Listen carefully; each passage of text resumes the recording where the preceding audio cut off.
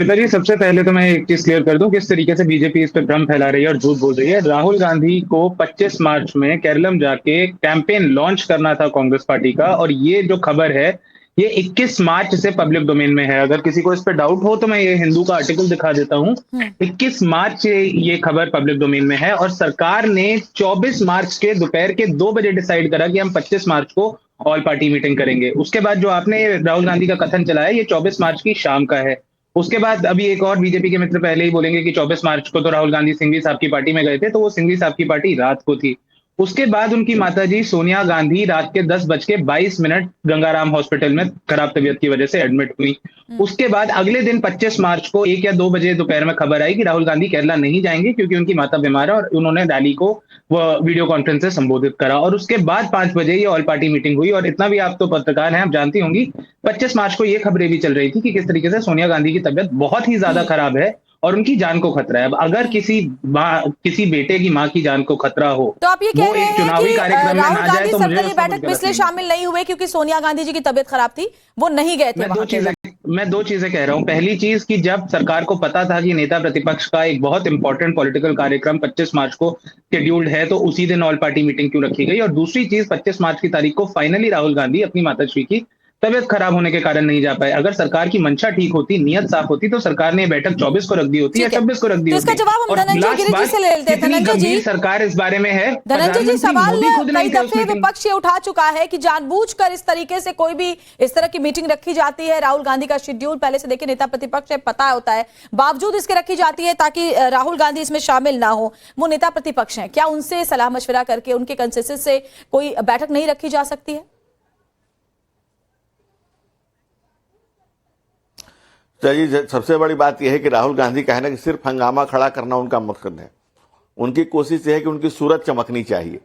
आप जब भी देखेंगे लगातार राहुल गांधी जो नॉन सीरियस पॉलिटिशियन, आप उनको हर मुद्दे पर देखेंगे, सीरियस मुद्दे पर नॉन सीरियस बात करेंगे और नॉन सीरियस मुद्दे पर सीरियस बात करते हुए नजर आएंगे।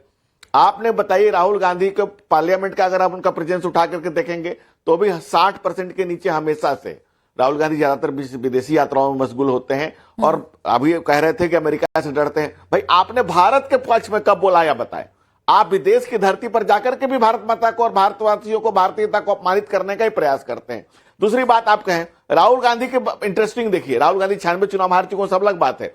चुनाव के लिए आप जाना चाहते थे, यानी कि आपके लिए दल बड़ा है, देश पीछे। आप केरल की बात करें, केरल पॉलिटिक्स की बात करें, तो केरल में आप जब चुनाव हार जाएंगे, तब उनकी सीरियसनेस में बता रहा हूं, सिर्फ जब आप चुनाव हार जाएंगे तब आप आरोप लगाएंगे कि नहीं वोट चोरी हो गई। भाई, केरल के लोकल चुनाव में भी आप हार चुके हैं। लेकिन धनंजय जी, ये सवाल तो विपक्ष उठा रहा है ना कि आप एक दिन पहले क्यों डिसाइड करते? ईरान का मामला कोई नया तो है नहीं, बहुत वक्त से चल रहा था। ऐसे में आप कुछ वक्त नहीं दे सकते थे सर्वदलीय बैठक के लिए? इस पर एक छोटा सा जवाब दीजिए, फिर मैं आगे बढ़ूंगी। राहुल गांधी जी को सूचना थी और राहुल गांधी दूसरे दिन वैसे भी नहीं गए। देखिए, माता जी की बीमारी पर मैं कुछ नहीं कहूंगा, वो निजी मामला है और माता की सेवा में रहे, उसके लिए कुछ नहीं। लेकिन राहुल गांधी ने खुद ही कहा था कि किसकी कोई जरूरत नहीं। सर्वदलीय बैठक जब रख दी गई तो उन्होंने इसको कई बार किसी को कहा कि इसकी जरूरत नहीं, और खुद कह रहे हैं ऐसे समय में रखा। भाई, आप उस समय दल की मीटिंग एक दिन बाद हो सकती थी, पहले भी आप ये तय कर सकते थे कि दल को हम ऐसे ही एड्रेस कर देंगे जैसे बाद में किया। यानी कि देश अगर महत्वपूर्ण होता, मैं मानता हूं कि माता महत्वपूर्ण है, इसमें कोई दो राय नहीं, लेकिन क्या भारत माता भी महत्वपूर्ण है? सवाल तो राहुल गांधी के सामने खड़ा होता है। ये तो निजी चॉइस है, लेकिन निखिल जी, ये बात तो है कि राहुल गांधी ने ये बात पहले ही कह दी थी जिस बात का वो जिक्र करे। और निखिल जी, मेरे पास ये ना पूरी की पूरी एक फहरिस्त है जिसमें कब कब जरूरी मौकों पर राहुल गांधी नहीं रहे हैं, उसकी फहरिस्त। इतनी फहरिस्त रखने का तो वक्त नहीं है, लेकिन आपको पता खुद है कि लोकसभा में भी राहुल गांधी की जो उपस्थिति रहती है वो बहुत ही कम परसेंटेज रहती है नेता प्रतिपक्ष के तौर पर। इस पर आप क्या कहेंगे? आपको नहीं लगता कि राहुल गांधी को कम से कम अपनी उपस्थिति, अपनी मौजूदगी कांग्रेस पार्टी के लिए रखनी चाहिए देश के जरूरी मुद्दों पर?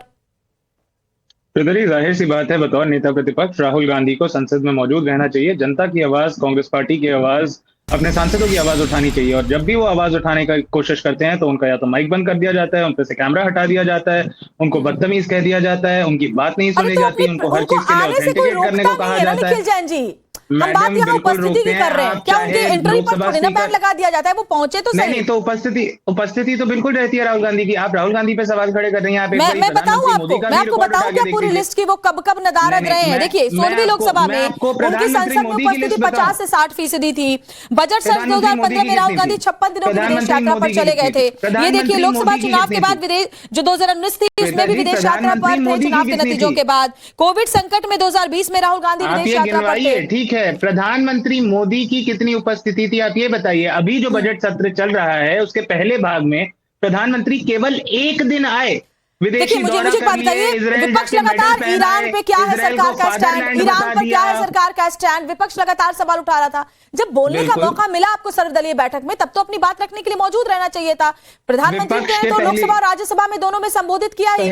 पहली बात, कांग्रेस पार्टी के और बाकी विपक्षी दलों के प्रतिनिधि उस सर्वदलीय बैठक में थे। दूसरी बात, जो समूचे विपक्ष की मांग थी, कांग्रेस पार्टी की भी और बाकी विपक्षी पार्टियों की भी, कि सरकार को इस मुद्दे पे, इस गंभीर मुद्दे पे संसद के पटल पे चर्चा करनी चाहिए। लेकिन सरकार ने क्या करी, 2 यूनिलैटरल वन साइडेड स्टेटमेंट दे दी और उसके बाद बोला कि हम सर्वदलीय बैठक में बात करेंगे। वो सर्वदलीय बैठक बिल्कुल ऐसे शेड्यूल करी गई कि नेता प्रतिपक्ष को जब केरलम में अपना कैंपेन लॉन्च करना है, अब धनंजय जी बहुत सीनियर आदमी है, देश भर में ट्रैवल करते हैं चुनाव के चलते, ये भली बात ही जानते हैं कि जब किसी पार्टी को अपना कैंपेन लॉन्च करना होता है वो शिफ्ट नहीं करा जा सकता। कैंपेन लॉन्च की तैयारियां हफ्तों से चलती हैं, उसमें मंत्री, मुख्यमंत्री, बड़े-बड़े नेताओं की पूरी उपस्थिति रहती है। ठीक है, आपने तो बताया कि वो नहीं गए। समय पे अगर किसी की माताश्री की जान पे बन आए तो क्या आप चाहती हैं कि वो सिर्फ अपना काम करे? बिल्कुल नहीं, बिल्कुल भी नहीं, और कोई ऐसा चाहता भी नहीं है। आप लेकिन बात सिर्फ इस मौके की है ही नहीं, बात सिर्फ इस मौके की है नहीं निखिल जी, बात कई ऐसे मौकों की है। अनंत विजय सर भी हमारे साथ जुड़े हुए हैं। अनंत विजय जी, आप किससे इत्तेफाक रखते हैं? देखिए एक वरिष्ठ पत्रकार हैं आप।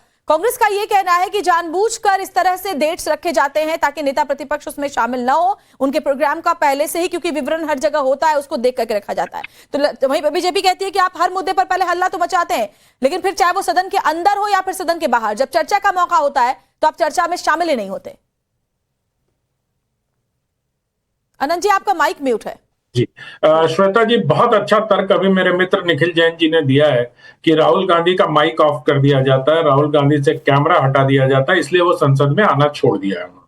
ये बहुत अच्छा तर्क है, ये तर्क सबके गले उतरता है, क्योंकि अगर बोलने नहीं दिया जाएगा तो वो आना बंद कर देंगे। ये नहीं बोला कि वो संसद में आना छोड़ दिया, उन्होंने ये नहीं बोला। उन्होंने मतलब उनके कहने का अर्थ यही था कि इतनी बाधाएं उन पर आती हैं इसलिए नहीं आते, लेकिन उनसे ये पूछा जाना चाहिए निखिल जैन जी से कि पहलगांव पर जो सर्वदलीय बैठक हुई थी उसको अटेंड करने के अलावा राहुल गांधी ने पिछले 10 वर्षों में, चलिए नेता प्रतिपक्ष अभी बने 2024 में, मैं मानता हूं इस बात को, लेकिन उसके पहले वो कांग्रेस पार्टी के अध्यक्ष रहे, उस नाते भी कौन से बड़े मुद्दे पर सरकार के बुलाई गई सर्वदलीय बैठक में राहुल गांधी शामिल हुए, कौन से बड़े मुद्दे पर चर्चा को इनिशिएट किया, कौन से बड़े मुद्दे पर उन्होंने बजट से लेकर तमाम मुद्दे हुए उस पर उन्होंने भाषण दिए।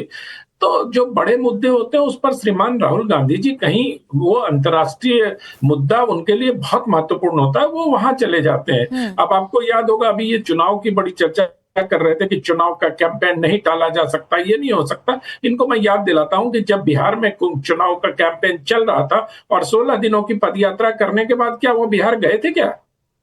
क्या उनके लिए वो महत्वपूर्ण नहीं था या सिर्फ केरल ही महत्वपूर्ण था? ठीक है, रही बात सोनिया जी की बीमारी की, तो सोनिया जी की बीमारी को लेकर, सोनिया जी की बीमारी को लेकर शुभकामनाएं उनके साथ है। कामना करता हूँ कि जल्दी स्वस्थ होकर लौट आए। ठीक है, श्वेता जी ने मुझे निखिल जी से जवाब दे 10 सेकंड और दे दीजिए, 10 सेकंड निखिल जी, 10 सेकंड बोलने दीजिए निखिल जी, 10 सेकंड उनको और बोलने दीजिए, 10 सेकंड दे दीजिए। लेकिन सोनिया जी की बीमारी के समय ही राहुल जी को उस नर्स की भी याद आई थी ना, मुझे लगता है, जिसका वीडियो उन्होंने बना के बताया था कि केरल की नर्स है, नर्स बहुत मेहनती होती हैं, रात भर मैं जगा रहा और वो नर्स मेरे कमरे में बार बार आती थी, सेवा करती थी। वो वीडियो शूट हुआ, उस वीडियो को शूट होने के बाद वो सब कुछ केरला में। इसका क्या ताल्लुक है आनंद जी? इस वीडियो से इस बात का क्या ताल्लुक है? निखिल जी जवाब मैं ठीक है, निखिल जी जवाब कर रहा हूँ, मैं समय की बात कर रहा हूँ। ठीक है आनंद जी, आपने जो पहले सवाल का उनका जवाब देने का तो मौका दीजिए। बोलिए। देखिए, सबसे पहले तो आपने कहा कि राहुल गांधी कौन सी ऑल पार्टी मीटिंग्स पे बैठे हैं। आपसे मैं आशा करूंगा। आप ट्विटर पे डिबेट तो छोटी है, इतना लंबा हो नहीं पाएगा। ट्विटर पे ना पूरी लिस्ट डाल दीजिएगा कि सरकार ने कितने मुद्दों पे ऑल पार्टी मीटिंग करी और कितनों में राहुल गांधी नेता प्रतिपक्ष के तौर पे अनुपस्थित थे या उपस्थित थे, हम देख लेंगे। मेरी जानकारी में केवल इस ऑल पार्टी मीटिंग के राहुल गांधी कभी अनुपस्थित नहीं रहे हैं बतौर नेता प्रतिपक्ष। दूसरी बात, आपने कहा कौन से मुद्दों पे राहुल गांधी ने चर्चा खोली। जो on the top of my head मुझे आते हैं, कोरोना काल पे सरकार क्या करने वाली है उस पर चर्चा करी, एलपीजी क्राइसिस पे बोला, एयर पोल्यूशन पे बोला, मणिपुर मुद्दे पे बोला, चुनाव आयोग और एसआईआर पे बोला। हर मुद्दे पे राहुल गांधी बोलते हैं या बोलने का प्रयत्न तो कम से कम करते हैं जब तक उन्हें स्पीकर प्रयत्न करते हैं। मैंने आपको इंटरजेक्ट नहीं करा था, मैंने आपको सर इंटरजेक्ट नहीं करा था। और आखिरी बात, जब आप ये कह रहे हैं कि राहुल गांधी ने केरलम की नर्सेस को सराहते हुए वीडियो डाली और अपना खुद का एक पर्सनल एक्सपीरियंस बताया कि जब वो अपनी माता जी के साथ थे तो किस तरीके से नर्सेस मेहनत कर रही थी, रात भर आ रही थी, मुझे नहीं समझ आता इसमें गलत क्या है। इसमें राजनीतिक टीका टिप्पणी क्यों हो रही है, आरोप क्यों? तो आप फिर क्यों लेके आ रहे हैं सर ये? और एक इंपॉर्टेंट फैक्ट श्वेता जी मैं करेक्ट कर दूं, जो बीजेपी झूठ फैलाती है। मैं सिर्फ ये बताना चाह रहा हूं उनके पास समय था। चलिए, आप जितना अच्छा आपने राहुल गांधी के समय का हिसाब करा है, आप उतना अच्छा प्लीज प्रधानमंत्री मोदी के समय का भी हिसाब करिए कि जब देश में एलपीजी का संकट, आप राहुल गांधी का रख भी नहीं सकता और रखना चाहता भी नहीं। मैं सिर्फ ये बताना चाहता हूँ निखिल जी कि राहुल गांधी प्रमुख मुद्दों पर, और मुझसे क्या बहस करेंगे आप, श्रीमान अमित शाह जी के भाषण को निकाल के देख लीजिए। पिछली बार जब उन्होंने संसद में बताया था राहुल गांधी की उपस्थिति से लेके अनुपस्थिति से लेकर निखिल जैन जी, वो पूरी बकायदा लिस्ट होती है। जब कोई बात सामने फैक्टफुली रखता है देश के, तो बकायदा उसकी लिस्ट होती है, तारीख होती है, वक्त होता है। इसको आप कैसे झुठला सकते हैं? और उस लिस्ट में कितने झूठ होते हैं, मैं इसका आपको सीधा सा बताइए, फिर मैं जवाब देती हूँ। एक साल से, अगर पिछले एक साल से बीजेपी के बोला था तो आपके एलओपी कर क्या रहे थे?